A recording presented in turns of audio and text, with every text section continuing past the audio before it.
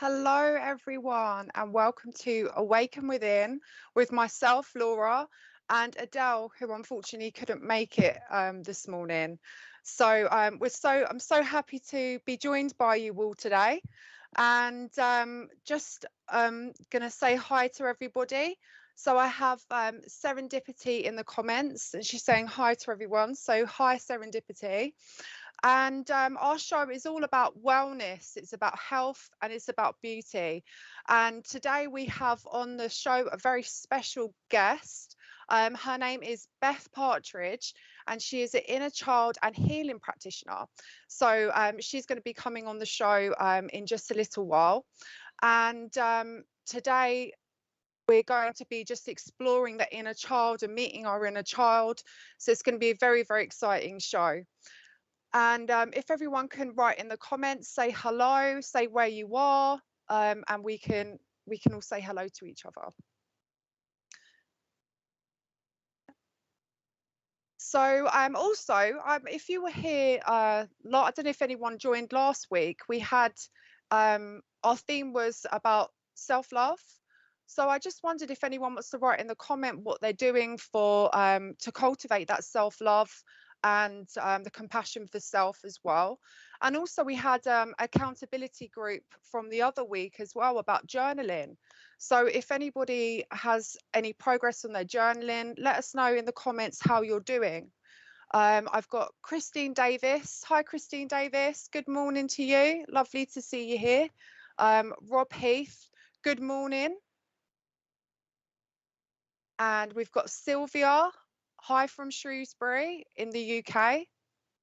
And we've got Dawn, my mother-in-law there. Good morning, Laura. Good morning, Dawn. Angela. Hello, Laura. Nice to see you again from the Isle of Wight. Nice to have you back, Angela. Good morning, Laura, from Hannah as well. It's my little sister. So hello, Hannah. So I'm going to be introducing our lovely guest today, who is Beth Partridge, and she is an inner child healing practitioner, and we're going to be finding all about our inner child and how it can help in our development. So I'd love to introduce Beth. So hi, Beth. Hello, good morning. How are you doing this morning? I'm very well, thank you. I've just had a cup of tea, so I'm firing on all four. Yes, yeah, it's always good, the morning cup of tea. It's lovely. It's so lovely to have you on the show. So thank you so much for coming on. What made you become an inner child healing practitioner, Beth? Well, actually, I had no intentions of being an inner child healing practitioner. I worked in health and social care for many years, and I did a lot of work in mental health. And then I was one of those people that during lockdown sat down and thought, what do I really want to do? And I discovered a lady who trains people as intuitive life coaches. And I'd followed her for a few years. She does card readings and things. So I'd followed her for quite a long time. And then she offered this opportunity to train with her for a year as a coach. So I started the training with her. And when we started, she said that it was all going to be about the inner child. And in the first session that we did, she called two people on as examples to kind of practice with. And she's able to see people's inner children, and she can talk to them and they can talk to her. And I thought, oh my God, that's amazing. So I thought, I want to do that. So we then went into pairs to start practicing. Yeah. And I can see people's inner children, and they can talk to me and I can talk to them.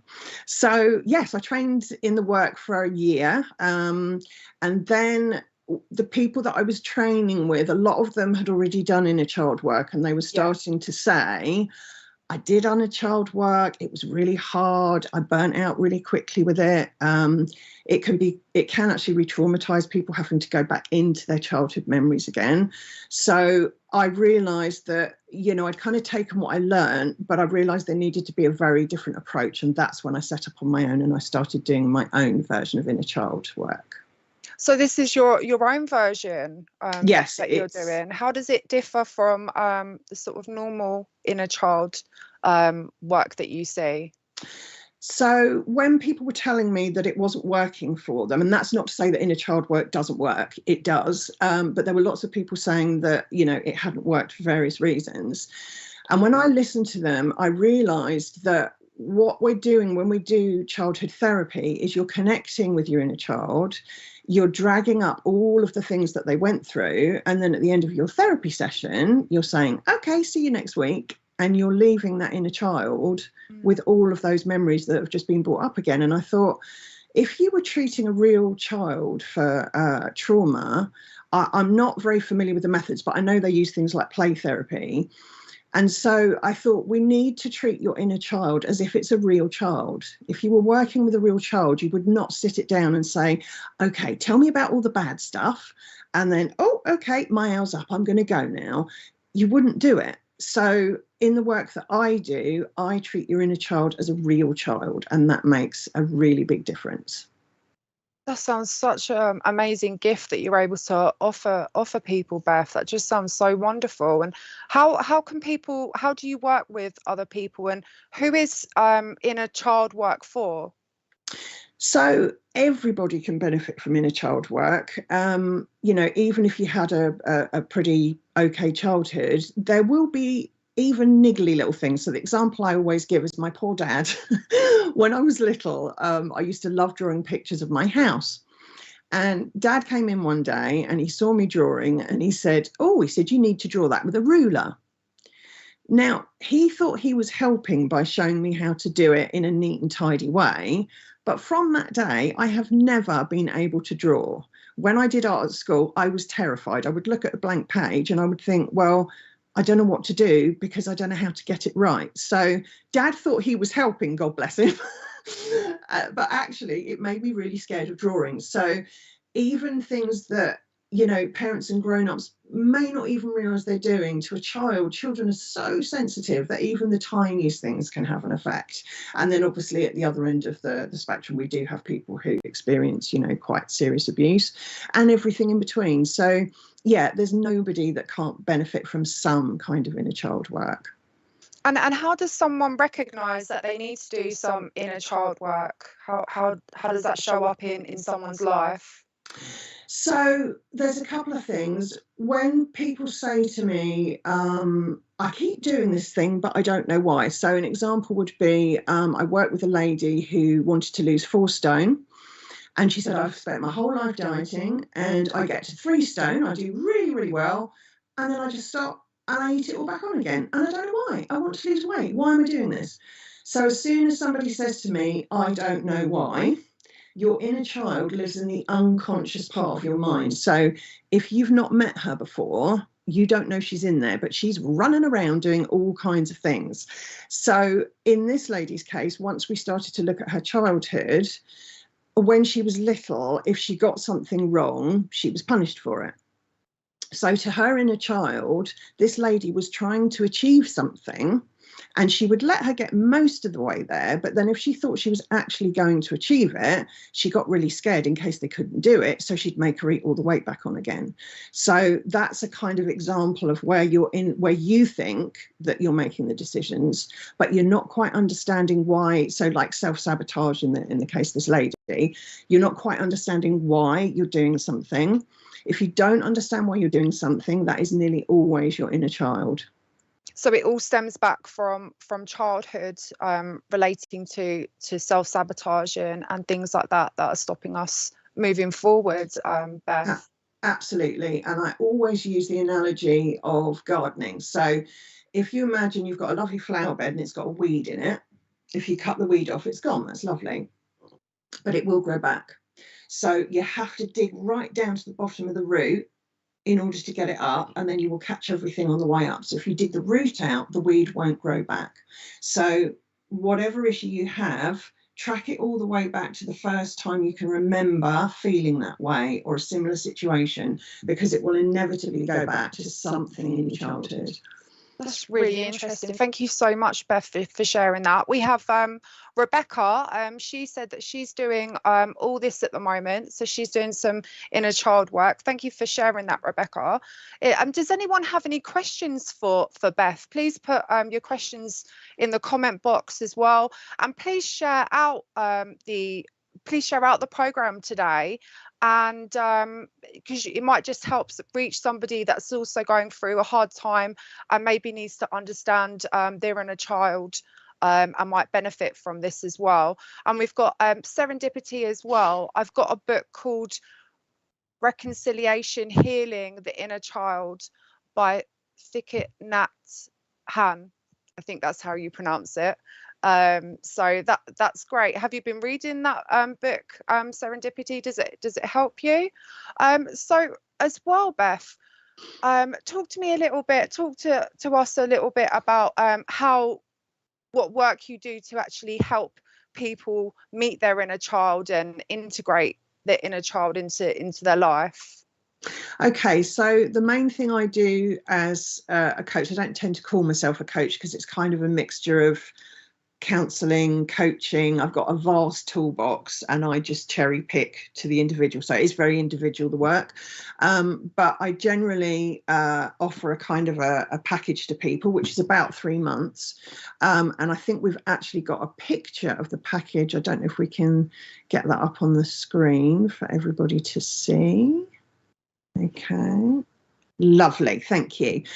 So as you can see, we've got a 5-step process here. So my package is very open. A lot of people, when they're doing things like coaching, it's a very specific thing and you do certain things on certain weeks. But because this is a psychological journey, it's going to be different for each individual, but there is a general journey that we all go on in this process, and this is what it is. So I've kept it really, really open, but it's the same journey for everyone. It's just we might spend longer on different bits and we'll do different things within that depending on you and your childhood. So I'll just kind of run you through the process. So brilliant. The first thing is clarity. So that's really just you and I having a chat about, you don't have to talk about your childhood. So I'll explain in a minute why my work is so different, but you really don't have to talk about what happened. So I don't think I really know any of my clients' stories from their childhood because I focus on healing, not on what's happened. So when we talk, it's really just a case of, have you met your inner child? Have you worked with them at all? What kinds of things do you think your inner child needs in order to heal? So we just kind of get a lie of the land, and then the rest of the process is kind of the same for everyone. So when people think about doing inner child work, they can get quite scared because, you know, it does take a brave person to go back and look at that stuff. So before we even connect you with your inner child, the first thing I do is work on safety. And that involves a meditation where you start to build a safe place in your mind. So growing up, if you had challenges along the way, you may have felt unsafe at times. And to be honest, in this day and age, most of us kind of feel a little bit unsafe anyway. So we do a meditation where you build a safe place in your mind. And the reason that I do that, meditation is really powerful, and sometimes people don't understand the kind of the science behind it. But when you imagine something, when you picture something in your mind, up to 80% of your brain that would activate if it was real still activates. Yeah. So 80% of your mind believes whatever you're seeing is real, and that's why it's so healing. So we build a safe place for you. I get you to go there every day, even if it's just for a couple of minutes. And what it does is it starts to get your body embodying those feelings of safety. Okay, we're all up in our heads most of the time because we have to organise and plan, and but I need to get you down into your body to do the work. And so doing this safe place meditation is a really good place to start because you start to feel safe in your own body.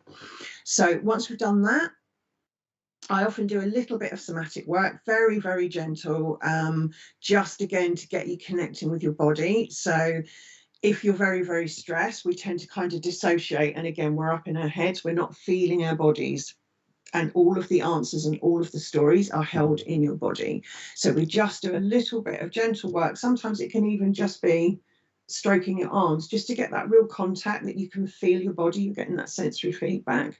So we do a little bit of that, and that takes 1 or 2 sessions normally. If you have experienced deep trauma, I'm working with a lady at the moment that had a lot of trauma in her childhood, and we spent weeks and weeks and weeks on safety. So there's no kind of fixed amount of time that we spend on any one step. It's whatever's right for you. So although I'm the coach, I'm very much guided by you and your process and what you're ready for.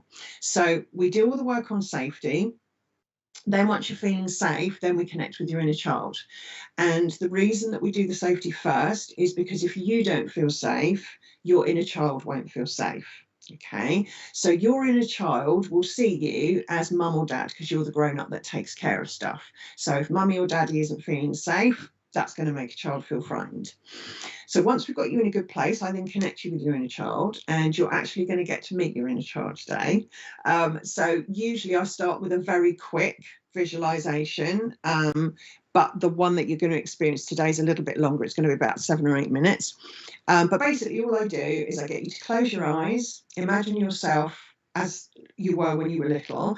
And that doesn't have to be how you actually looked. It can be, but for some people, seeing themselves as little again can be quite upsetting for them. So it can be a cartoon character. So my logo is a little fairy, and that's what my inner child looks like. She's like a little cartoon. So I get you to picture inner child. And then I ask you to call your inner child over to you, and they may come. More often than not, they don't, because it's all new to them and they're not sure what's going on. So if they don't come to you, that's fine, because we are always guided by the inner child. They have to learn that they're in charge. It's not me, the grown-up, telling them what to do. They're in charge. So if they don't want to come over, that's fine. We then see if you can approach them. And again, if they don't want to, that's fine. You stay where you are. And then you just spend a minute explaining to them that they're not going to be on their own anymore. So at the moment, if you haven't met your inner child, they're sitting in the unconscious part of your mind on their own. But what they actually want is to meet you and be with you and have a relationship with you. So by visualizing them, you are bringing them into the conscious part of your mind, so you can then have conversations with them. So we explain to them that they're not going to be left on their own anymore in your unconscious mind. They're going to stay with you now, and you're going to love them, and you're going to look after them and keep them safe. And we just spend a minute just kind of calming them down a little bit. And then at the end of that, we just say, so if we're doing a session, you would then say, okay, I'm going to come back and talk to Beth now, and I'll see you later, so that they know they're not going to be left on their own. So then you're connected with your inner child. Once you've done that, they stay in the conscious part of your mind, and you can talk to them anytime you want to. So once we've connected you with your inner child, then the rest of the time is really guided by them. So it's really important that your inner child learns that they have a voice now, and that they're going to be listened to, and that whatever they ask for, whatever they need, you're going to provide it. That in itself is really healing. I would say a combination of that and knowing that they're not going to be on their own anymore is massively healing. So just in that one session, you've already given your inner child a real way forward. So then really it's about whatever they need. So the big difference between what I do and a lot of traditional therapy is that we're not looking at the trauma you went through. We're not re-experiencing that. We're putting back in everything you missed out on. So we're giving you the childhood that you never had. And by experiencing the childhood you should have had, your inner child heals, because now she's got lovely childhood memories and experiences. And because your inner child heals, you heal, because you are your inner child. So it's like a self-healing process. But I realized that if you could externalize your trauma onto a little person, who doesn't want to protect and love a little person? It just brings out so much love and compassion and protectiveness for that person. So it becomes very, very easy to heal. And so the golden rule is, whatever your inner child asks for, you have to do. So, and you don't need to worry about whether they're going to have any ideas or not, because trust me, they do. So it could be going for a walk in nature. It could be painting or drawing or playing with clay. It could be cooking. They will tell you what they want. An example that I always use is this lovely lady. She was the first lady I ever worked with, and she was about 50, I think. And I trained with her, and she'd done a lot of work, and she was one of the ones that said, you know, I've done the work, I really burnt out with it, it re-traumatized me. Another thing a lot of people say is, I know my stories, I don't want to keep telling them. That is really common. And so I started working with her, and we connected her with her inner child. And she said, you know, I've tried working with her before. She never speaks. She's too traumatized. I can't connect with her. So I said, okay, let's just bring the two of you into the same space. Say hi. We're just going to leave it at that. So she met her, said hello. We didn't expect anything.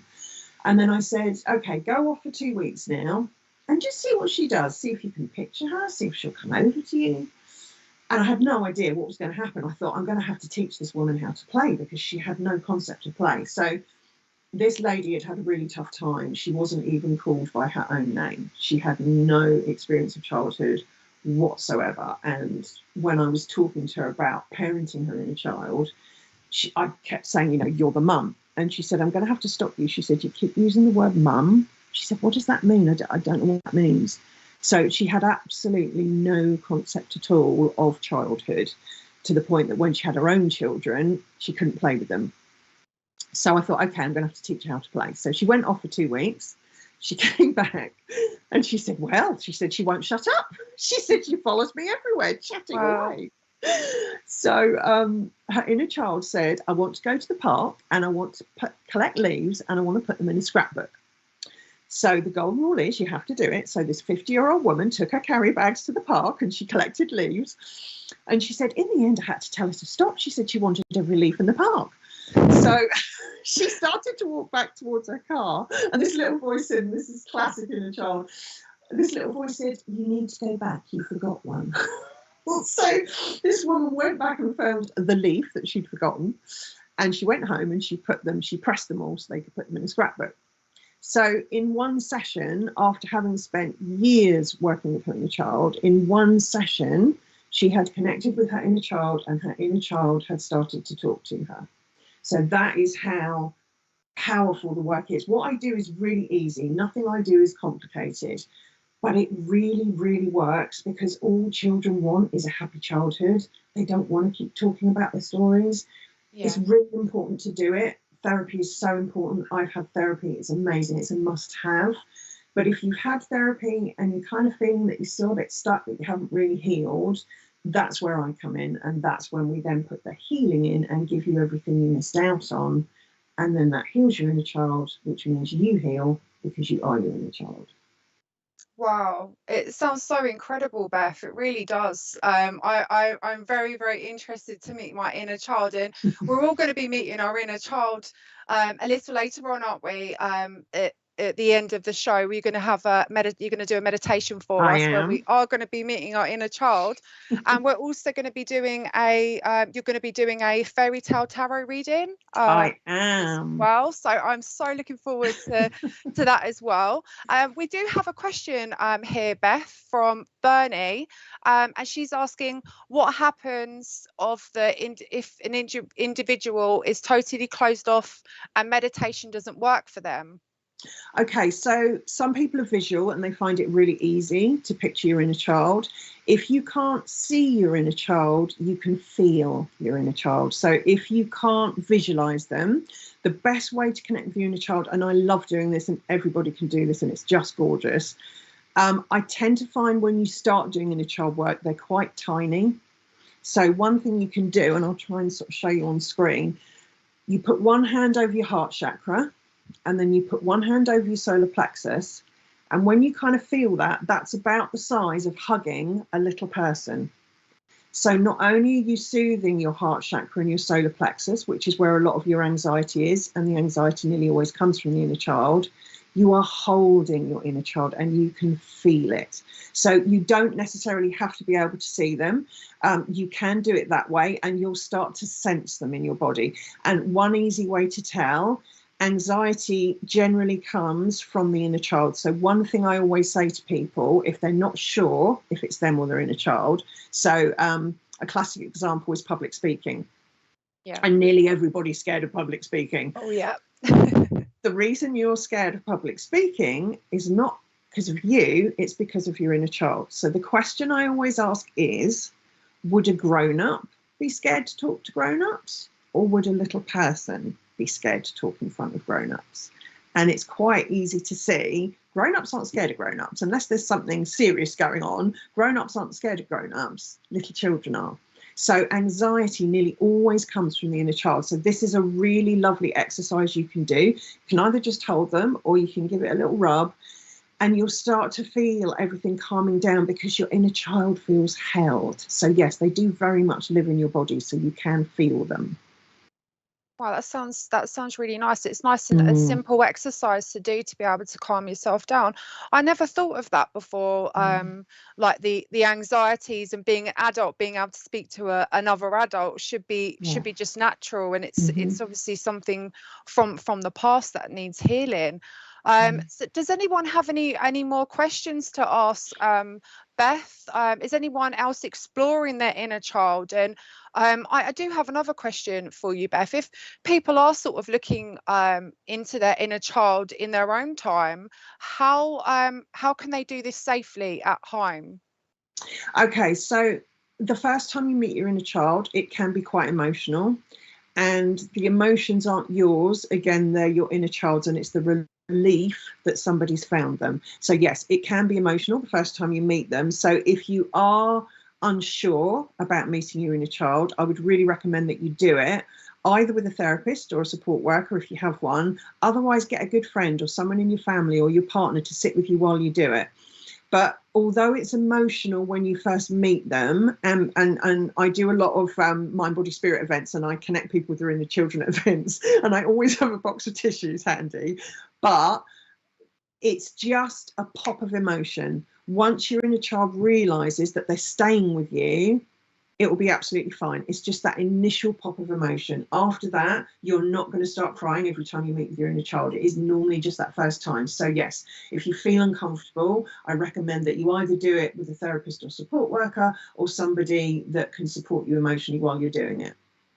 Thank you so much for that. It's really helpful, and it's just the initial sort of recognition of the inner child can bring up that emotion. But then once you're integrating the inner child and you're doing what they ask for, then it can be fun, and you can integrate that sort of way.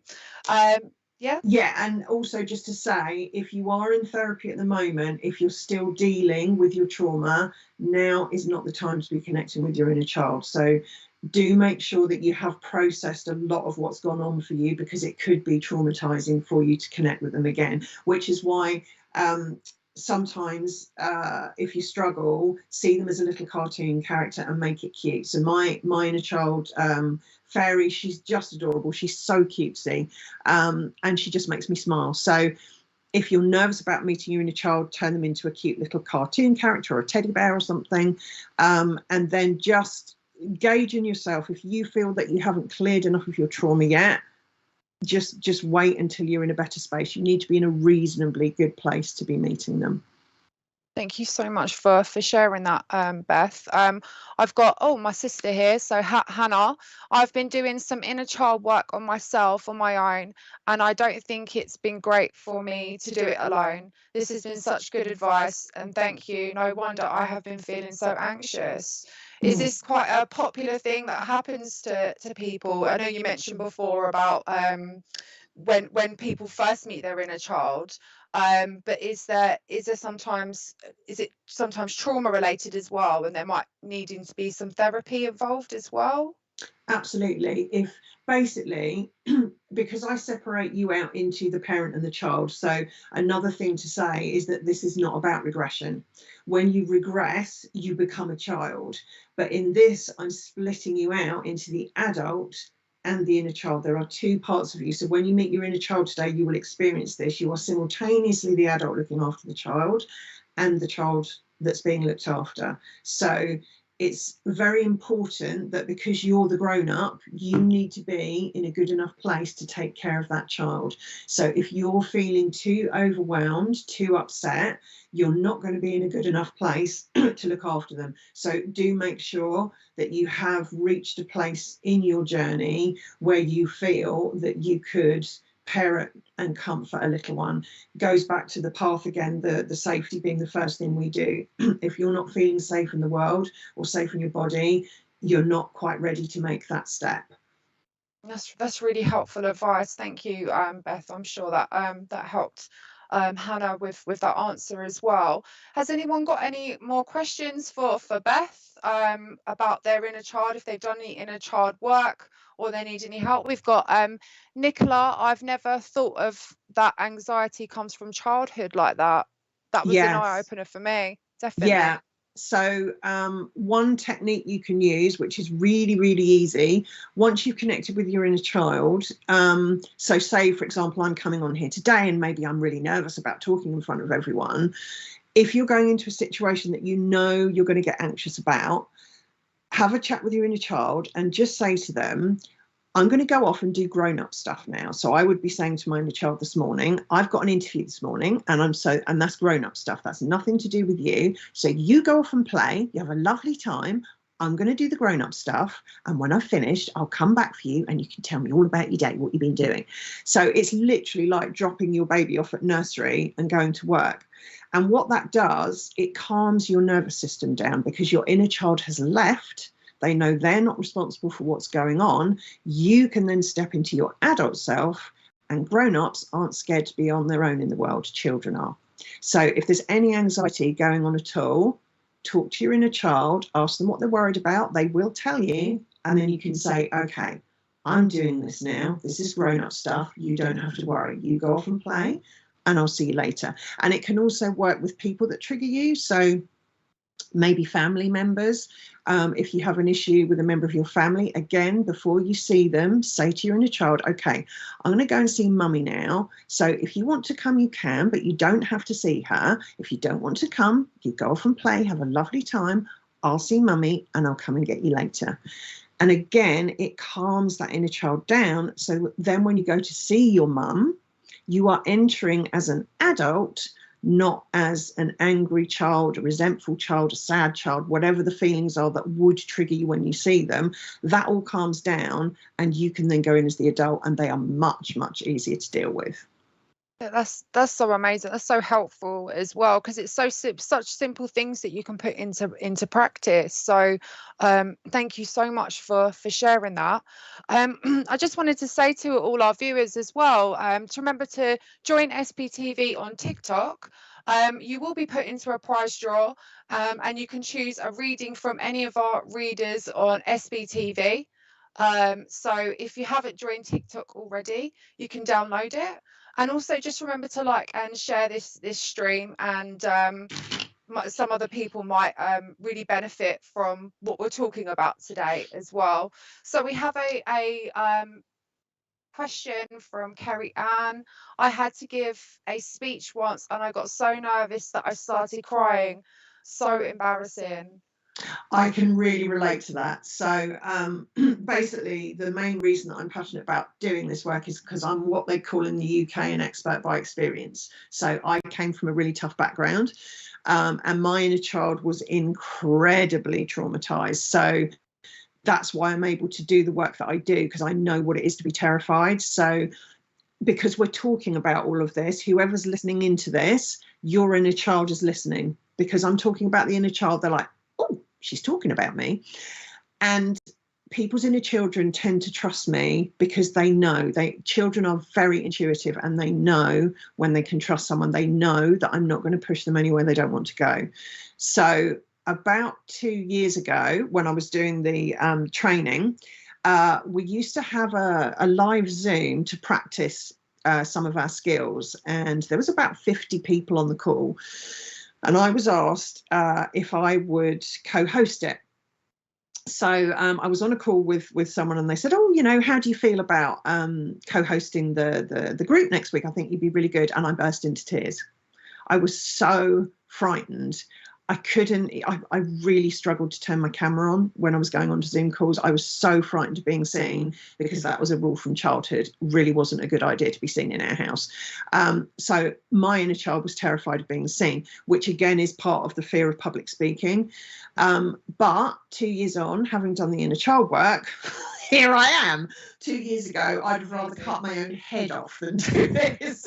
I'd have sold the house. I'd have done anything rather than do this. But because I can say to my inner child now, okay, baby, I'm doing grown-up stuff now. You go off and play, and I'll see you later. I can then come on as the adult, and grown-ups aren't scared of grown-ups. So yes, you still get a little bit worried about things, but I would say the difference is you go from feeling like a terrified child into a slightly anxious adult, and that's a whole different thing. So yes, I totally relate to that, Carrie-Anne. I've been there, and it's, it's not embarrassing, bless you.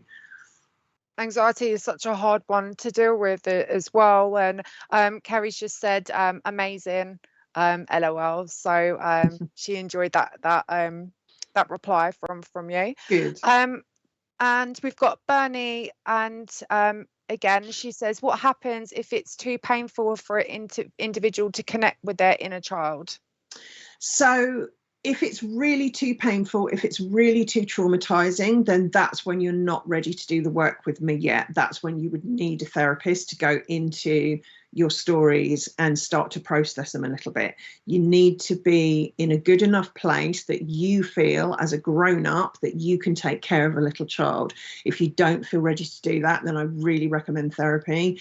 I work with people more once they've done some work and it hasn't worked for them. They haven't fully healed. So I don't deal directly with trauma. I'm not a trauma specialist. I always recommend people go to see a specialist if they're not feeling ready. And then it can work alongside therapy. So it could be that once you reach a point in your therapy where you feel comfortable to do it, you could then work with me to meet your inner child, and we can work on that while you're still in therapy. So usually you wouldn't recommend 2 therapies at the same time, but inner child work sits quite nicely. It's more of a, like we talk about complementary and alternative therapies, it's a little bit like that. It would work really nicely alongside other therapies. But yes, if it's too traumatic for you to do now, that's a sign that you need to have some therapy first to kind of process the initial stuff before we can actually connect with them. So you mentioned about, thank you for answering that. I hope that's answered your question, Bernie. So just making sure that we do the work on the trauma if it's too painful for us to look at our inner child with a therapist before we come and do inner child work with yourself or any other practitioner is important. What would you say are the biggest benefits that people get from working with the inner child? You mentioned obviously lessening the anxiety as well, like with public speaking and things like that. What else would you say would be the benefits of this? Oh my goodness, there's so many. So your self-esteem goes up, because basically once your inner child feels safe and loved, you feel safe and loved. And once you feel safe and loved, you can do all kinds of things. Your confidence increases, your self-esteem goes up, you're able to set boundaries where you couldn't before, you can pull people up on behaviour that perhaps you wouldn't have put up with before. And the other thing that's really important with the inner child is that children love to play. They're so playful, and they don't understand the concept of failure. They just don't. If you give a child a piece of paper and a load of paint and say, can you paint me a giraffe? Of course I can. Look at this. And then they'll throw a load of paint on the page and you go, oh, brilliant. Looks just like one. When it doesn't look like it at all. But they just think they're amazing. And that is the beautiful thing about children. They're not scared to try anything. They think they're brilliant. So you start to pick on that as well. You become more confident, you become more so playful. Yes, it's lovely to play, and I really encourage that, but playfulness is also about being playful about decisions. So in my business, I'm not scared to try anything, because there's no such thing as failure. You're just trying something out. If it doesn't work, it's not a failure. You're just not wasting your time anymore on that thing, and you move on to something else. So you can become playful in decisions in your life about relationships, your business, your health. It will encourage you to play, so you get more of a work-life balance. Inner children are really good at telling you to stop misbehaving when you're working too long. They're really up on work-life balance. So, and then there's kind of, because there's the wisdom of the child, we tend, and this actually is going to come into the reading later, but we tend to think of children as not knowing anything and we have to teach them everything. But actually, children are massively intuitive and they have a lot of wisdom to share. So, yeah, there's just so many benefits, so many benefits. That's that's so helpful. Thank you so much, Beth. And I love that as well. No such thing as failure, because we all feel like that sometimes, don't we? And we all get that. And children they're so intuitive, and they do. Like my kids come out with things, and I'm like, the advice they give sometimes is so shocking. I'm like, where did that come from? Little head on big shoulders. So yeah, it's lovely. We have a comment from Julie. Hi, I really need help. I try to be a pleaser, but I think it's my nerves. I go back to being a little girl, being frightened to say anything. Please help. But it's people pleasing a big sort of aspect of inner child. Yeah, it's huge, and it's a sign that there's been a tricky childhood. Basically, it's a survival instinct. So if somebody is not behaving very nicely to you, if you can please them, you might stay out of trouble. That is a classic coping mechanism for a child. And what happens is, because the inner child has no concept of time. So although they will look out through your eyes and know that we're in 2024, time is a man-made construct. And I am no expert on this. This is to do with quantum physics, and I don't get this at all. But from a scientific point of view, the past, the present, and the future is all happening at once. Okay?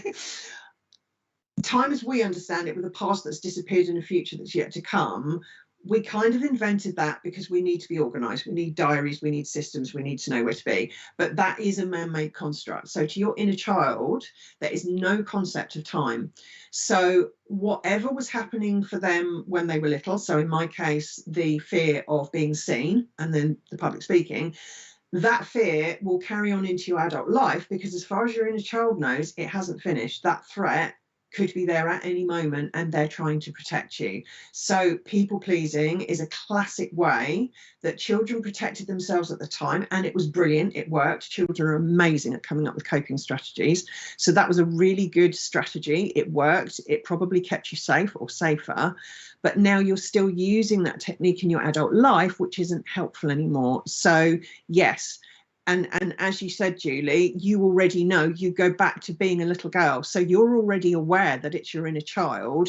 But in the work that I do, I separate you and your inner child out so that grown-up you can take care of that frightened little girl, calm her down, send her off when you're going to do something that's going to trigger you. You then say in your adult self, and you are much more confident to do what you need to do.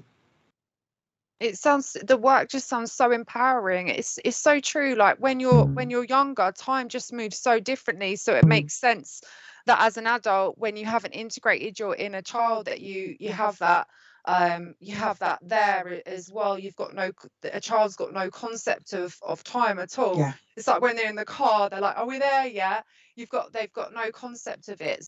So that's really wonderful. When yeah, and also what's really interesting is if you ask a little person, children are so in the moment. If you ask a little person, what did you do at school today? Nothing.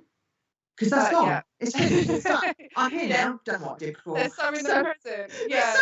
They can't even tell you what they did. Yeah, so lovely. So lovely. Serendipity has said, I hate it when someone shouts at me. I had a stepfather who always shouted at me. Have you got any advice to give Serendipity on how to speak to her inner child? Yes, so it's exactly the same technique again. If you know you're going into a situation where you're likely to be shouted at, or you're worried that somebody could shout at you, again, that's your inner child. Grown-ups aren't scared of grown-ups, children are scared of grown-ups. So again, have the talk. When you're going into a situation, you can say so, and you already know that it was your dad that shouted at you, so you can say, okay, I know when we were little, Daddy shouted at us, and it really frightened us, and it wasn't very nice, and he really shouldn't have done it, but nobody's going to shout out at you now because you're with me and you're safe and I'm going to love you and look after you. So I'm going to go into this situation now. You go off and play. You're perfectly safe. This has nothing to do with you. I'm going to do this. And then when I've finished, I'll come and find you and you can tell me what you've been doing. And again, it just calms the inner child down. It sends them out of the situation, and you as the adult can then deal with it. And you'll find the more you work with your inner child and the more that your self-esteem goes up and that you're feeling safe and loved, you will not be putting up with people that shout at you. Trust me, I used to be a people pleaser. I couldn't say boo to a goose. But now it sort of comes out. You don't think, oh, okay, someone's shouting at me. I think I better do something about this. Someone shouts at you, like, excuse me? What? Sorry, what's that? And you protect yourself in the same way that you've protected your inner child. So yes, that is definitely what I would do, is explain to your inner child that it shouldn't have happened. You send them off so they feel safe, and then you can deal with the situation. So when the inner child feels safe, then you feel as though you're able to put those boundaries in place, Yes. to be able to say it's just not acceptable to be shouted at. Serendipity saying, I still get shouted at sometimes. Yes. But I am getting more confident. So That's this brilliant. work would really help, wouldn't it? Absolutely. To be able to get that confidence up and put those boundaries in place. Absolutely. So that's really helpful. Who is your work for? So who do you especially work with, Beth? So I have to say it's mostly women. That's not through choice. I very rarely meet men that want to do the work, which is very sad, and I wish I could work with men more. So that would be lovely, but I generally find that it is women, all different ages. It tends to be, I would say, people in their 30s upwards, because by your 30s you've maybe had a bit of therapy, maybe processed things a bit, maybe reached a point where you're like, okay, I've struggled with this for 20 years now, I need to get this sorted. So I would say it tends to be 30s. And interestingly, another thing that people don't realise, I didn't find this out quite recently, your inner child actually goes up to the age of 22. Oh.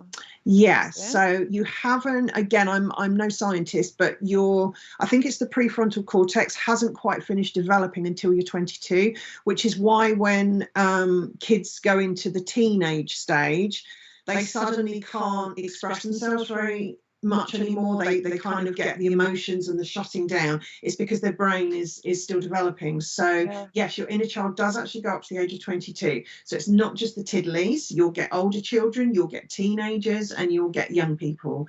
But yeah, I would say generally early 30s upwards. And I think the oldest client I have is about 76. So it's never too late. That is one of the things I always say. It is never too late to have a happy childhood. Never too late. That's lovely. Thank you so much, Beth, for sharing that as well. So could you actually, so what happens, so when you connect with your inner child, does your inner child sometimes grow? So what's sort of the normal stages? You said obviously sometimes you might feel more comfortable to have an avatar or a cartoon. Can the inner child change as you work with them more? Is that something that happens? Absolutely. So with your inner child, whatever the most important thing is at that time is what age they will be. So they could be a teenager 1 minute, a toddler the next, a 9-year-old the next, a 20-year-old the next.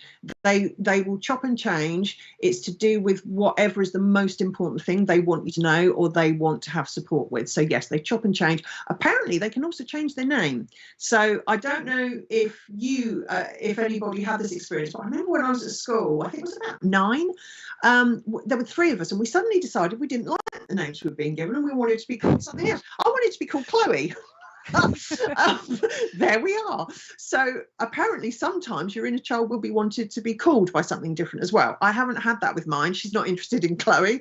But yes, they can be different ages, different names, look different. It's just whatever the most important thing is that needs dealing with, that's the age they'll be. So whatever comes up that it will deal with, the inner child will be dealt with at that age, that you need to deal with that. Thank you, Beth. We've got a question here from Alison. I had a hard time as an only child understanding why I was adopted. Horrible kids, then taunted. I was never wanted in the first place. I'm good with it all now, and I met my birth mum, but could this still be affecting me? I'm stuck a bit in my spiritual journey, so just wondering. Yeah. So the thing is, when things happened in our childhood, as adults, we can learn to process them and understand them. But children have a lot harder time understanding and processing what happened to them because they're little and they don't have the same kind of frame of reference and the same tools as grown-ups. So although intellectually you may understand what went on, your inner child might still be hurting about it. There may be things they want to talk about.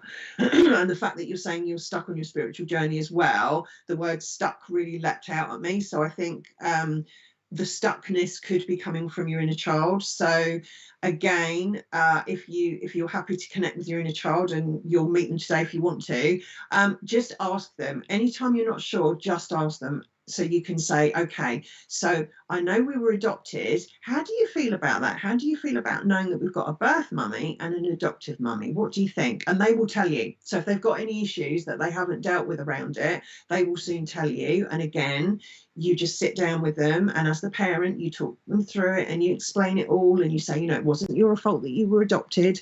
You're very lovable. I love you. You're here with me. We've got a lovely mummy. And just talk them through it as you would a real little person. It's always about treating your inner child the same way that you would a real child. So I hope that helps. That sounds wonderful. You do.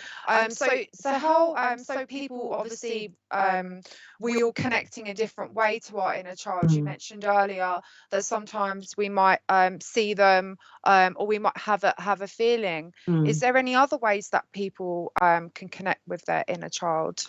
Yeah, I would say the safest and the most fun way to connect with your inner child. So even if you've had a really traumatic childhood and you haven't dealt with it yet, the one thing that you can do is to experience joy. If you experience real joy, that comes from your inner child. So if you've got friends that you can be playful with, so like when we have a girls' night in, that's a pajama party. That's a bunch of children playing. It can be simple things like, one of mine is going to the cinema. Whenever I walk into the cinema, and I am 50 years old, I've been doing this a long time, but as soon as I walk in and I smell the popcorn, I just get this sort of, I'm at the cinema.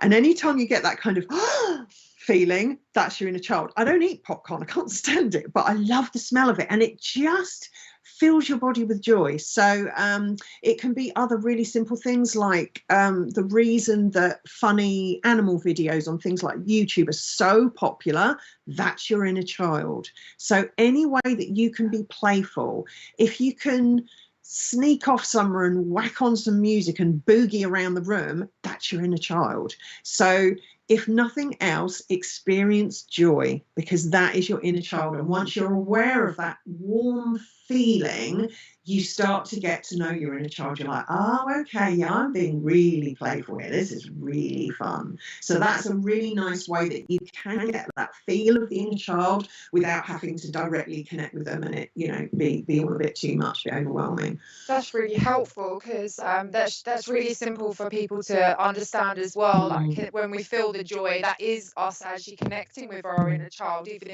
if maybe you haven't met them yet, that we know how children just enjoy. You give them a cardboard box at Christmas, That's and they're more than happy with it. So that makes total sense. And Adam says as well, makes sense. I get it, but yes, that does help. So yeah, and another thing that you can do, which is something that I'm working on a lot at the moment, is audiobooks.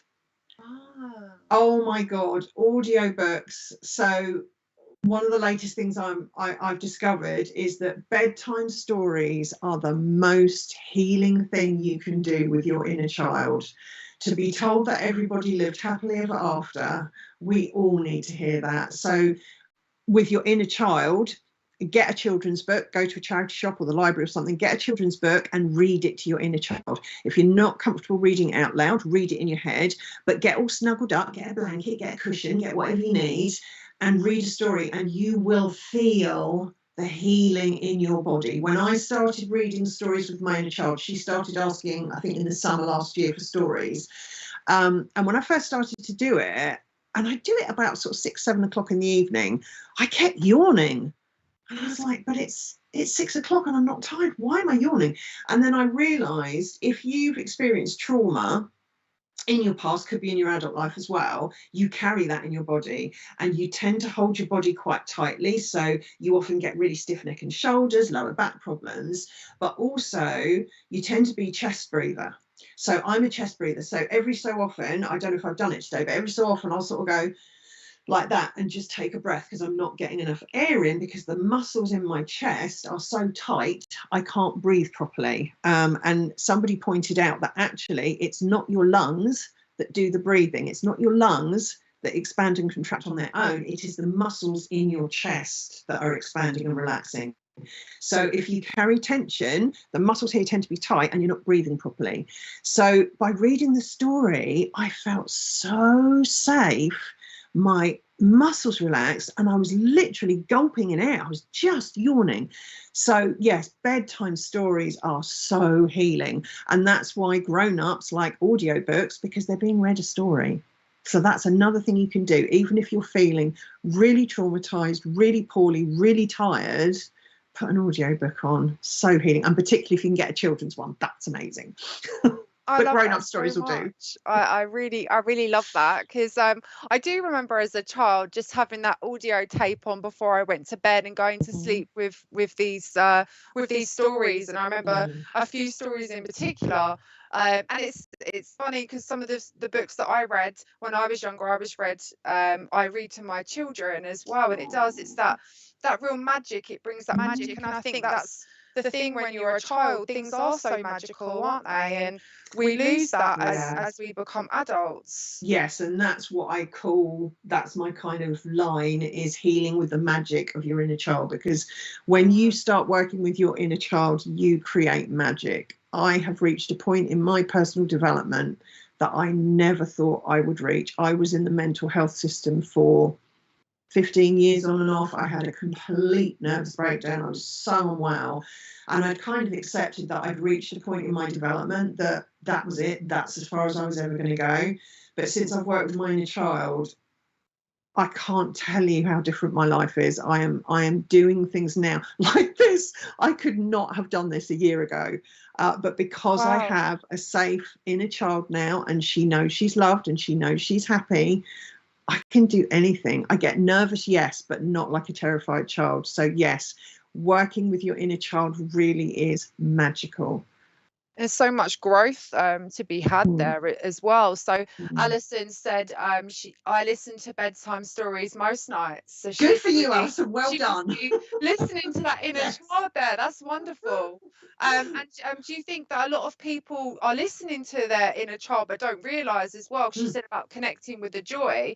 Is there any other ways that the inner child shows itself? You said about dancing around the room and things like that. Any other way? So yes, lots of grown-ups think they're doing grown-up things, but actually they're not. So anybody that plays sport, you're playing. It's called playing sport. So that's your inner child. Anybody that's creative in any way, no matter what form that takes, you are playing, you are being creative. So yeah, anything we do where we experience joy comes from your inner child. And that's not to say, you know, people say, yeah, but I'm a grown-up and I'm happy about grown-up things. And yes, you are, but real joy, that real warmth in your belly joy, that's your inner child. It could be something like drinking hot chocolate. Oh my God, that is so comforting to me. If I'm not well, I have Lemsip. I had it when I was a child, and when I drink Lemsip, I just feel like I'm really nurturing myself, like I'm really looking after myself. So yeah, there's lots and lots of different ways that you're experiencing joy as an inner child, and you haven't quite realised it. So we're going to be going into a commercial break now. So it's a 30-second break and 2-minute break. Sorry, my correction. So we'll see you all after the break.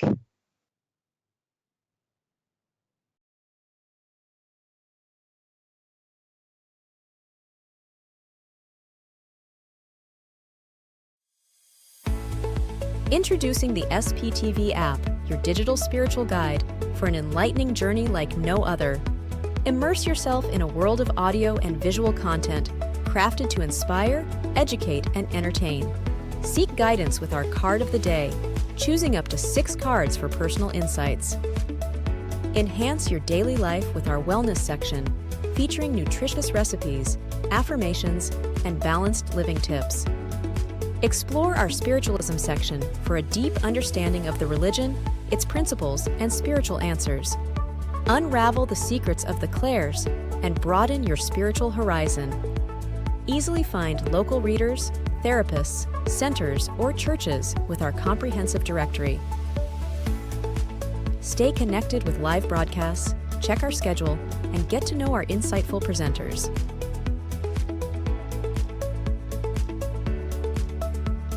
Delve into the meanings of angel numbers, crystals, and a comprehensive list of divination meanings. All of this and more, available for free on the SPTV app. Download now at sptv.uk/app and start your journey with your digital spiritual guide.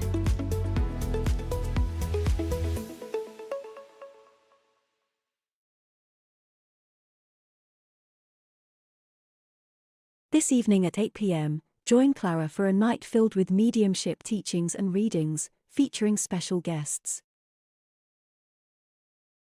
Tomorrow night from 8 p.m, SPTV is joined by another guest who will be demonstrating their mediumship abilities by offering free readings to our viewers.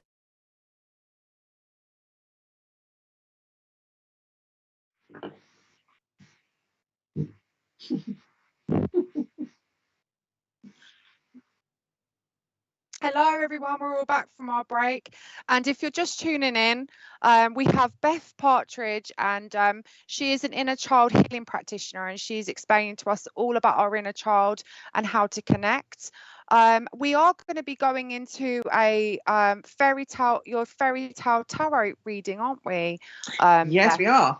We are. So we're all going to be understanding sort of the energy of next month, isn't it? You're reading for the month of March. Yes. And then we're going to be going into a meditation, which I'm so excited about meeting our inner child as well. So I hope everyone is ready, because it's going to be a very exciting second half.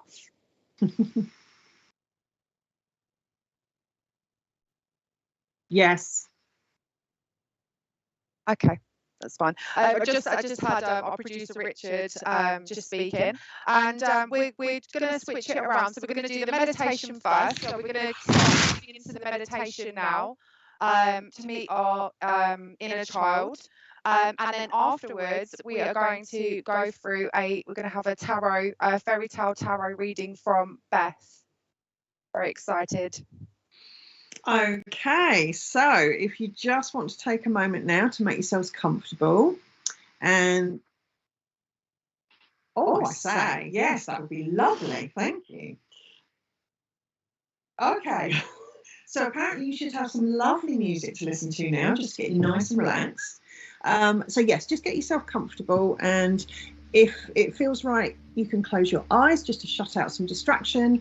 But if it doesn't feel safe to do that, then just pick a spot on the floor or maybe on your lap that you can focus on and just soften your gaze. Okay, and now just starting to become aware of your body. And just feel how your body's resting in your chair or on your bed or wherever you're laying or sitting.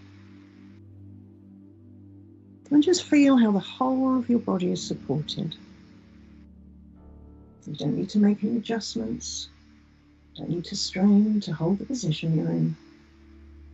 You're perfectly held. And just becoming mindful of all the parts of your body that are being supported. The back of your head, your arms, your back, your legs and your feet. All resting peacefully, fully supported.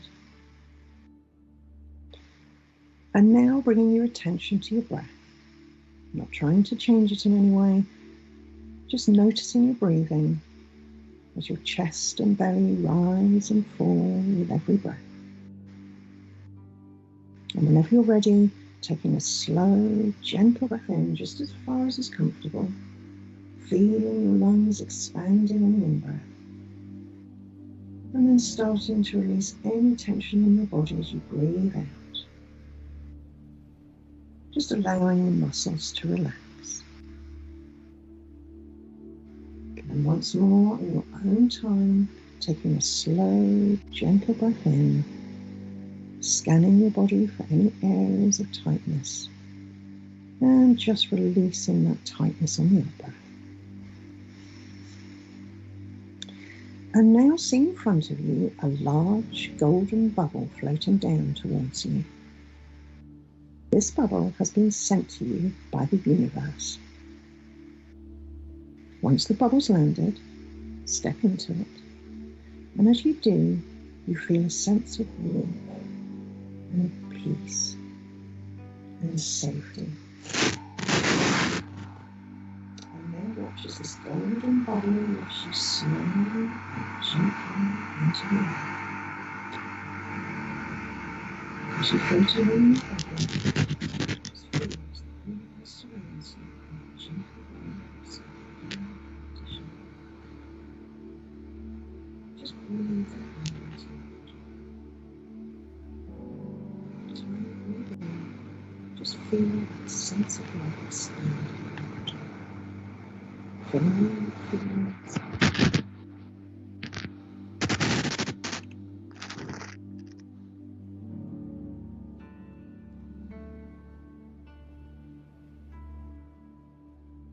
So just breathe in that sense of love.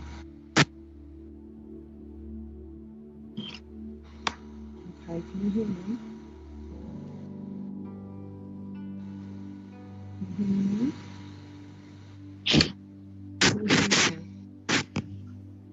don't know what's happened. I haven't changed anything. Fine. Okay, we're back. Okay, so just taking another nice deep breath in. And as you breathe out, just feeling a sense of love expanding in your body. Filling you with feelings of acceptance and security and belonging. And ahead of you, just see a beautiful garden. And as you head towards it, the bubble slowly sinks towards the ground. When the bubble's landed, step out of it into the garden. It's a beautiful summer's day. There's not a cloud in the sky, and you can feel the warmth of the sun on your skin. As you start to walk along the garden, you see a house up ahead of you. So head towards the house, drinking in all of the scenery around you with all of your senses.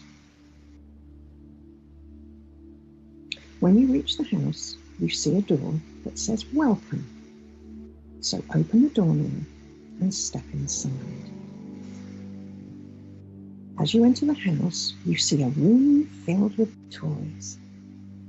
There are big fluffy teddy bears, piles of books, soft blankets and cushions, and lots of games.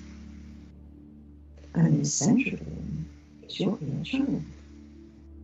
They're sitting on the floor playing, and as you enter, they look up at you and smile. So walk over to your inner child now and sit on the floor with them. You can tell them that you've come to visit them and that you're very pleased to see them. And then just do whatever you feel is right. You can hug them, you can sit them on your lap, you can hold their hands, or just sit nearby, whatever feels most comfortable for both of you. And now I want you to have a conversation with your inner child. I want you to tell them that you've come to take them home with you and that they will stay with you now forever. They will never be left alone again. No one's going to hurt them. All of those things that happened in the past are over. They are safe and they are loved. So talk to your inner child now for a moment, just reassuring them and letting them know that from now on they will always stay with you. So I'll give you a moment now just to talk to your inner child, and then I'll start to bring you both back.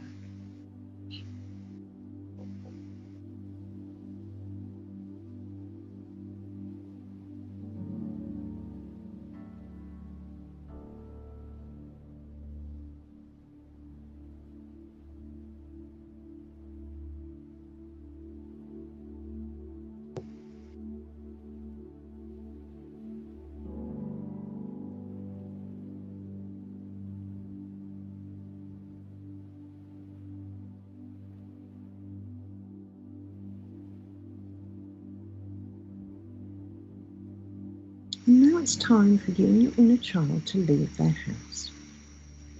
So tell your inner child that it's time to leave, take them by the hand and lead them outside. And just take a gentle stroll through the garden in the sunshine until eventually you see ahead of you the golden bubble you came by. You point the bubble out to your inner child and they become excited to go and explore it. And they run on ahead. Once you reach the bubble, tell your inner child that this magical bubble is going to carry you both off now to their new home to live with you. So step into the bubble now, and as you do, take a nice, gentle breath in, breathing in the love and the warmth of the universe. And just feel as the bubble gently floats up into the air. Your inner child is excited to be floating along in the magical gold bubble. So continue to travel along until eventually the bubble starts to descend once more to the ground.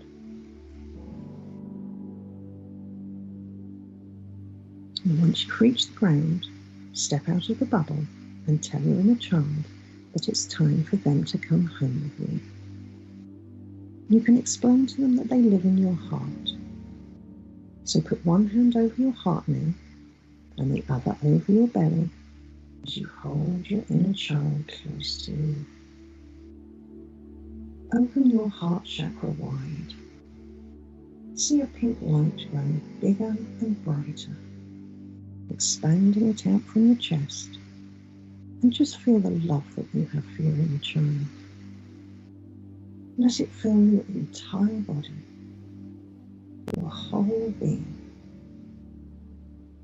And then watch as your inner child walks into this light, into your heart.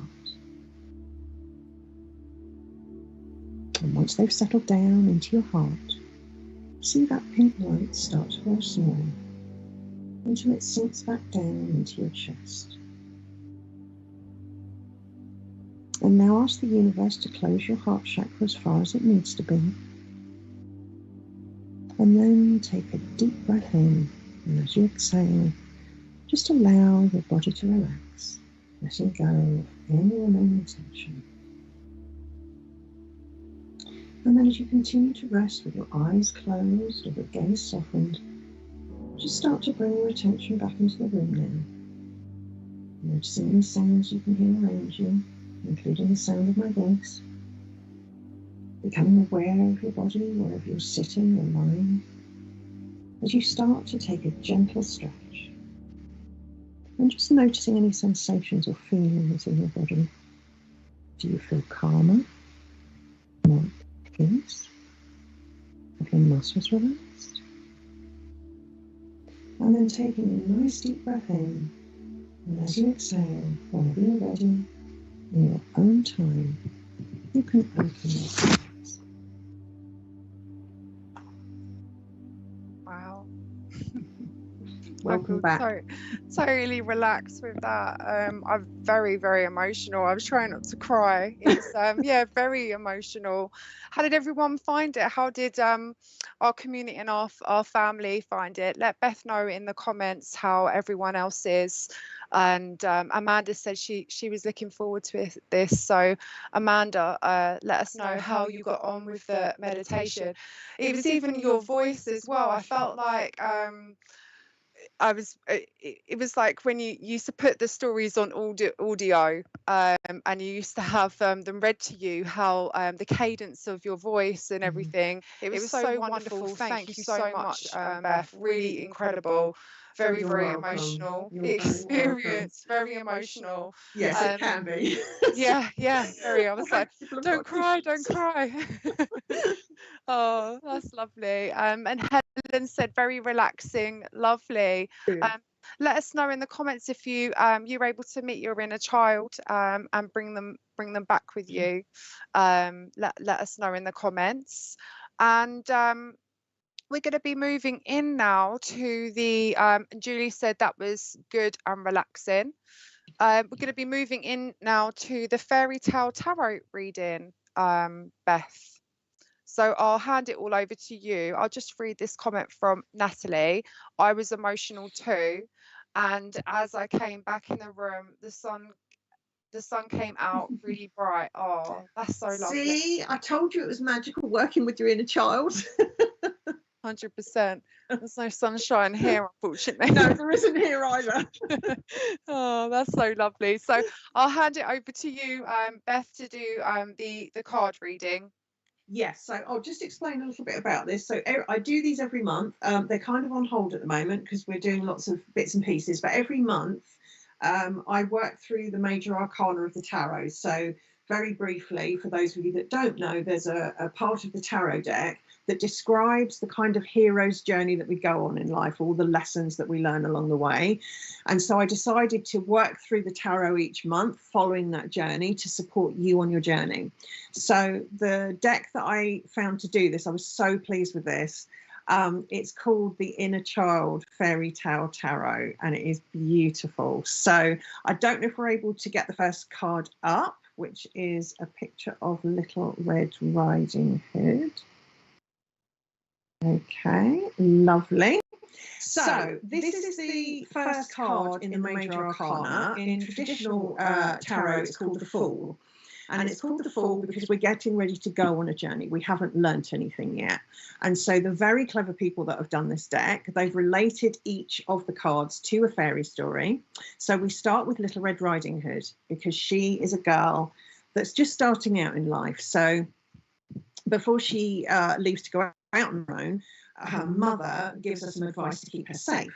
But Little Red Riding Hood is the one that has to choose whether to follow this advice or to make her own decisions. So this is when we're first starting out. We're just starting to learn that we have a little bit of autonomy in life, the same as when we work with the inner child. You have the power to choose. And the wolf in the story represents the kind of the distractions that we get in life. So often we're on our path and we're following our journey and it's amazing. And then you wake up one day and you can't even see the path and you wondered how you got there. So the wolf kind of represents the distractions of Little Red Riding Hood leaving the path. And also sometimes we tend to take advice from others and not listen to our own intuition. So in the story, Little Red Riding Hood didn't use her intuition about the big bad wolf. And also the wolf in the story actually eats Little Red Riding Hood, which isn't very nice. And she's cut out of the wolf's stomach by with an axe. But there's a reason for this. So all fairy stories, myths, legends, old tales, all of those kind of things were developed in order to pass wisdom down from generation to generation. So there are lots of lessons we can learn from these stories, and that's why I'm using these cards. So this card is all about transformation. So it's the young girl who meets the wolf eats her, and when she's then cut out of the wolf's stomach, she becomes a young woman. So it's about the transformation that she's making. So this is all about thinking about what journey are you getting ready to start? What part of your life or yourself would you like to look at? So that's why I've started the readings with this, because it's a really good time to just take a bit of time to think about what is it that I want to work on right now. And that could be a practical project, or it could be more of a personal development thing. And from your inner child's perspective, so if you haven't worked with your inner child yet, this card is asking for you to connect with them. So our inner children do need healing, but as I said earlier, they do have wisdom that they want to share with you. So we tend to think that that they don't have anything to share because they're too young and they haven't had the life experience yet, but they are very intuitive. So when you're using your intuition, that's you connecting with your inner child. And as we also said, they're not scared of trying new things. So use that energy, that playful, confident energy of the inner child when you're thinking about how to move forwards with something. So we then have, the next card is the Six of Hearts. So I don't know if we can get that up for people to see. Okay, lovely. So as you can see, we have a beautiful pile of mermaids. So the mermaids represent, again, the kind of the adolescent era where we're kind of looking to learn, looking to become our own person. So it kind of follows on with the personal development. So again, this is about you getting ready to go on a journey of self-discovery, really, and learning new things about yourself. This is a really good time energetically to be looking at your stuff. So the water in the card, water represents emotions. So you might find that there's some really old stuff coming up now that you might not have been aware of before. They might be things that you've buried, and again, they're likely to belong to your inner child. So if you can connect with them and start working with them and talking to them, they will tell you what the issues are and what they want support with. So this is an ideal time to be doing this. And when emotions come up, although they can be very difficult, they're just coming up to be acknowledged. If you can acknowledge the emotion, it will clear so much more quickly. When we kind of push it away, stuff it down, ignore it, it's just going to keep coming back up. So the sooner that you can acknowledge those feelings, the sooner they will clear. So as you can see, they're all mermaids in the picture. They're all the same. So this is about, if you haven't already done so, this is about finding your tribe. So the mermaids in the picture, I don't know if you can make it out, they've all got little hearts. So this is really about finding people that you can connect with on a deep emotional level. It's about having authentic relationships. So again, this is a really good time, new beginnings, looking for your tribe, finding people that you resonate with, so important. And it's also, so the number 6 represents responsibility and unity. So it's time to start to find the courage to begin to take responsibility for making your own decisions. Don't worry about what other people think. Don't worry about what other people tell you should do. Okay, can you hear me now? Can you hear me now?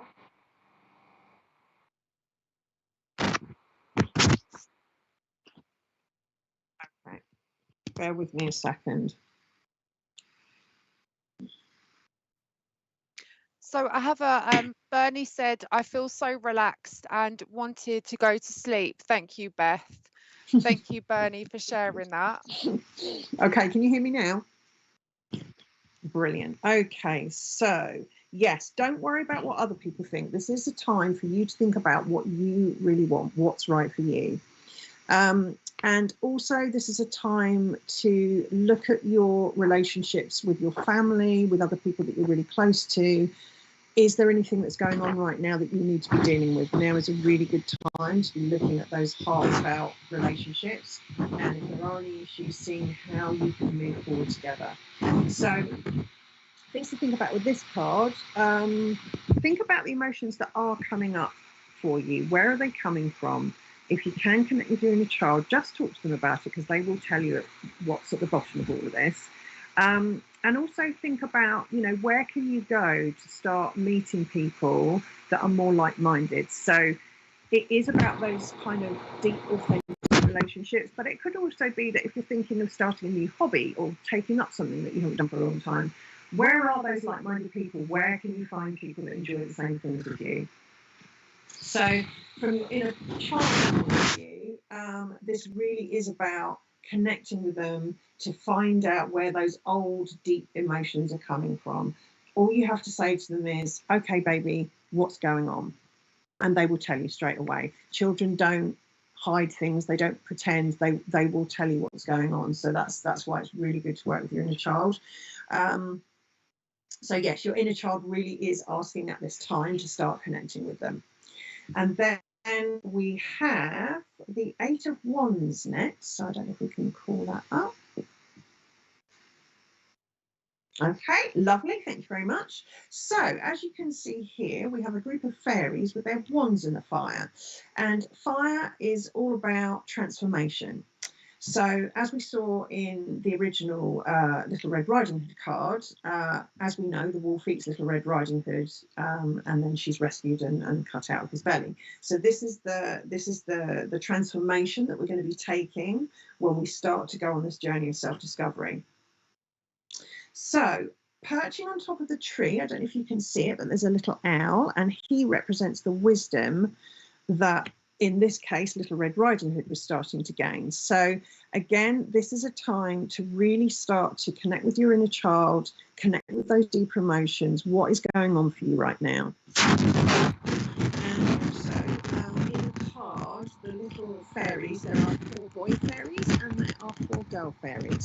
So as you start to become more aware, as you work on your stuff, it's really important that you balance your male and female energies. So if we are in balance, we need the masculine and the feminine. They both have their own role, but if we can balance them, then you have everything you need to manifest whatever it is you want. And then following on from our mermaids, again, it's about finding your tribe. So again, here, everybody's a fairy. They're the same tribe. So it's all, you know, I love it when you do a reading and all the same kind of messages come in and it all kind of connects. So yes, it really is do the work and find your tribe.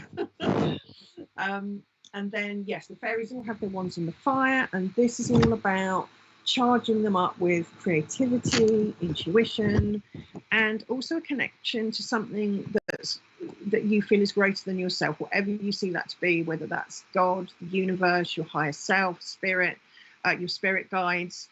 It doesn't really matter what it is, but it's a really good time for doing that. And it kind of, so in the last card with the mermaids, we also had a mermaid on a stalk in the air, and the mermaids were all climbing up to be with her, and that again is that connection to higher self or a higher power, however you perceive that to be. So obviously when you're doing your personal work, it's really, really important to be connecting with the energies that support you. So things to think about with this card, maybe have a think about, do you have a practice at the moment where you connect with things like your intuition and your higher self? If you don't, again, getting ready to start the journey, it's a really good time to start something. And also the creativity. So again, are you doing anything that's playful or joyful in your life at the moment? Is there something you want to do, like go back to doing a sport which is playful, or something more artistic? So creativity is so therapeutic because you're reverting back to the child, connecting with the inner child, playing, and it's so good for balancing out the stresses that we all have to manage. So that's our lovely Eight of Wands. And then, yes, from the inner child's point of view on that card, it is all about play. It's about finding your playmates and playing. And then lastly, we have the Seeker of Swords. So I don't know if we can get that up. Lovely. So as you can see, we've got the Scarecrow in this one from the Wizard of Oz, who, like Little Red Riding Hood, was on a journey of self-discovery. So each of the characters in the Wizard of Oz were looking for something different. And the Scarecrow wanted knowledge and wisdom. So again, it's about what we can learn about ourselves and the world around us. And both of these characters start to learn to think for themselves. So as they go on their journey and they learn the lessons, they start to learn to think for themselves. And this is really important. So if you are a people pleaser, if you are scared of being shouted at, if you are scared of being seen, any of those things, this is why it's so good to work with your inner child, because it will build your confidence and you can start to make your own decisions that are right for you, not worrying about what anybody else thinks, decisions that are right for you.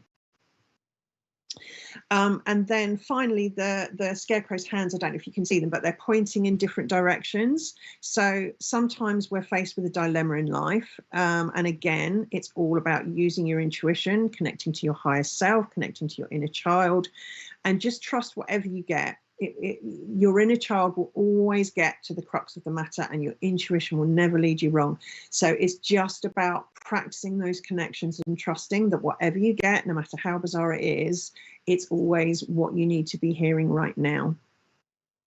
And also, when you do ask a child something, if you're faced with a decision, something that you're really not sure what to do, if you ask your inner child, children are really simplistic, so they will strip the situation back to its basics so you can see what's really going on rather than the overthinking that we tend to do as adults. And so with this card, have a think about what is the dilemma that you're facing at the moment, and just spend a couple of moments just sitting somewhere quietly and either feel into your body, see if you get any answers that way, connect with your inner child, see if they give you any answers, or just sit quietly and listen and just see what comes through. The more you can practice that, the more you'll start to get the answers that you need. And so from your inner child's point of view, it really is just remembering that although you're the parent, although you're the one that's looking after them, they do have wisdom to share. And I think that because when children first are born into the world, they are so intuitive and they're so connected, they just strip everything back. So we tend to overcomplicate things as we get older, but children will take things right back to basics. So when you're thinking whatever journey that you're thinking of going on right now, or if you're in the middle of your journey, do connect to your inner child, because they will tell you what's going on for them, which will be triggering you, but they will also strip things right back to basics so you can really see what the actual issue is that's going on. So that is the reading for March with our beautiful fairy tale tarot. Oh, thank you so much, Beth. It's been incredible. Like, you've been incredible. You've shared so much wealth of knowledge.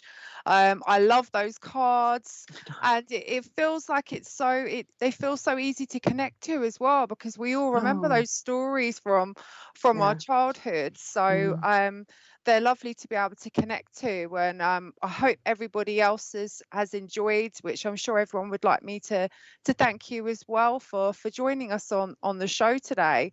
And how can people contact you, Beth, or find you? What's the best? Okay, so at the moment we haven't got a lot going. We're looking at all this stuff at the moment. So at the moment you can either email me, and my email address is beth@bethpartridge.co.uk. So if there's anything you want to chat about, you can email me. If you go on my Facebook page, which is Beth Partridge Inner Child, you'll see on the services there's a thing on there that says free coffee and chat. So I offer everybody a 30-minute session where we can just talk about what's come up, any questions you have, any way I might be able to support you or give you advice and point you in another direction. So yes, very happy to have a chat with people. Very happy to send you a copy of the path that we looked at the beginning, so you can kind of see the journey. But yes, email address and Facebook are the best places at the moment. Thank you so much, Beth. That's so wonderful. Yeah, it's been an eye-opener for me. I didn't know a lot about the inner child, so it's really helped me sort of understanding it a little bit more. So thank you so much for coming on the show. So we are coming to the end of the show now. Just remember to join TikTok, SPTV on TikTok. You will be entered into a prize draw. You'll be able to pick you'll be able to pick or choose a reading from one of our readers. And also remember to download the SPTV app as well. There's so much to help you on there. There's all things about well-being. There's stuff to do with spiritualism. There's so much different things that you can get on this app, and it's all for free as well. If you have any meditations or podcasts or anything like that you want to send into the show, then contact info@sptv.uk and just send those in. We've got a comment from Rob, and he's saying fascinating. I so agree with that. Very fascinating. It's been a real eye-opener. So thank you again. And Julie's saying really interesting. So be sure to reach out if anyone wants any more work on the inner child as well, and take Beth up on that complimentary. Yeah, there was one thing that I was just going to say very quickly. Yeah. The fairy tale tarot, I do little mini packages with those, and I record a bedtime story. So if you liked my meditation voice, I do record the bedtime story. So again, if you're interested, just get in touch. I'm sold on that. much. I really did. Thank you so much.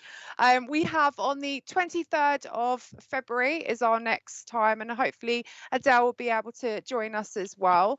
We have another special guest, Jo Cantel, and she is a transformational coach, an EFT master trainer, and a money and mindset mentor as well. So be sure to tune in next week and come and join us. So I just want to say a big thank you again to Beth, and a big thank you for everyone who has joined us today, and all those who are watching on replay also.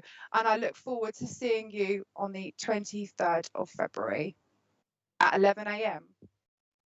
Thank you so much. Thank you.